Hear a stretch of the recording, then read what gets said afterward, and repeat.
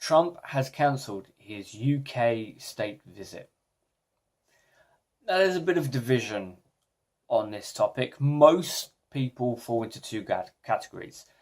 They're happy that he's not coming because they didn't want such a vile human being coming to the UK. And the second wanted him to come to challenge his opinions, to see that diversity works. If he had come and seen the diversity and been challenged, nothing would have actually changed for Trump, because Trump doesn't take in new information. He never has, he never will.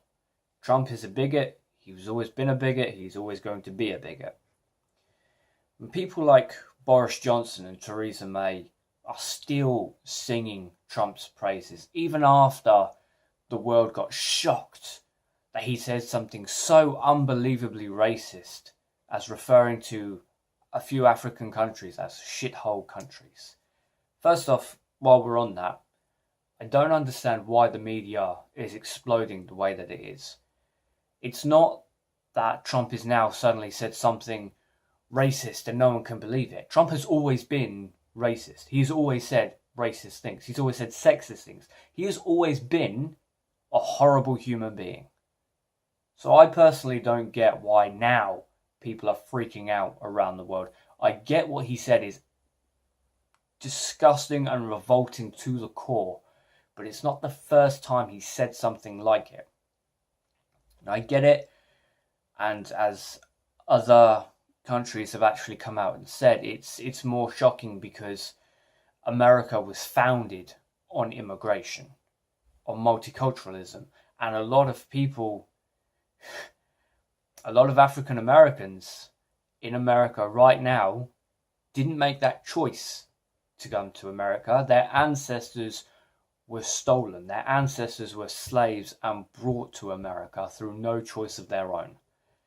So for Trump to come out and say this, I understand why people are freaking out, but I don't understand why it's taken so long. But back to the state visit. Now, as I said, there are mostly two types of people. People that didn't want him here in the first place and people that wanted to challenge him. But then there is a third type of person. Theresa May, Boris Johnson and others like him. They wanted Trump to come because they absolutely love him. Because they're just as disgusting as Trump is, and they think he does nothing wrong. In fact, Boris Johnson came out and accused Jeremy Corbyn and Sadiq Khan, really sorry if I'm pronouncing that wrong, but Boris accused them of endangering US investment in Britain because they dared to call out Trump for his BS lies on why he's not coming to the UK.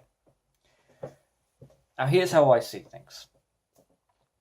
First off, any deal that Trump's done has never benefited anyone other than Donald Trump and maybe the Russians. But certainly for a business to get involved with Trump, well, that business will never actually profit from it. Trump has gone bankrupt 6 times because he is so incompetent. This is not the trademark of a smart man. This is not the trademark of a stable genius. This is a trademark of a moron. Trump has not paid his employees and been sued for it, successfully sued for it. Trump has not paid a legal team who has defended him in these matters and been sued by the legal team. Trump is not a good person to get into business with. So why are these people like Theresa May and Boris Johnson so insistent that we do a deal with Trump?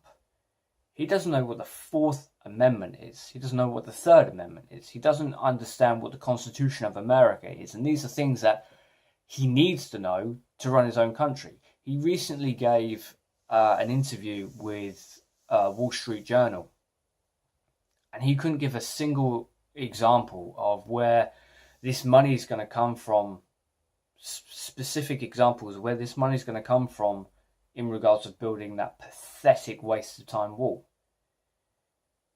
Trump is not a smart man. He is a moron. So if I was in that position, I wouldn't even entertain the idea of having a deal with Trump. if I had to have a deal with the US, and let's face it, the UK needs to actually pull their finger out and do a deal with some country, then go for Mike Pence. I mean, let's face it, how long until Trump actually gets impeached? Every single day, more and more people are turning against him. And now with this newest media outburst of global condemnation about what he said about African countries, realistically, how long do you think Trump's going to be in charge? And when he goes, who's going to take over? Mike Pence. People like Boris Johnson and Theresa May, it's not that they can't see this, it's just they don't care because they don't see anything wrong with what Trump has said. They're just as horrible as he is.